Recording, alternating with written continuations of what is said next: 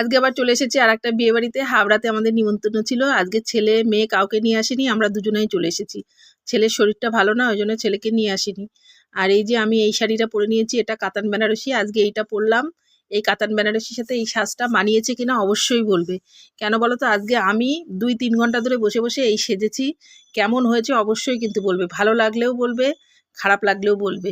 যদি ভালো হয় তাহলে আমি আর টাকা দিয়ে সাজবো না, আমি এরকমই সাজবো, যেরকম পেরেছি সেরকমই সাজবো। কারণ কি বলো তো, টাকা দিতে না খুব গায়ে লাগে। এমনি বিয়েবাড়ি নিমন্ত্রণ থাকলেই বোঝো, গিফট, ফুল কেনো, এই কেনো, সেই কেনো, তারপরে মেকআপ আর্টিস্টকে টাকা দিতে খুব গায়ে লাগে। সাজতে তো সব মেয়েদেরই ভালো লাগে, আর আমি তো সাজতে খুব ভালোবাসি। তবুও আজকে ভাবলাম আমি নিজে নিজেই সাজবো।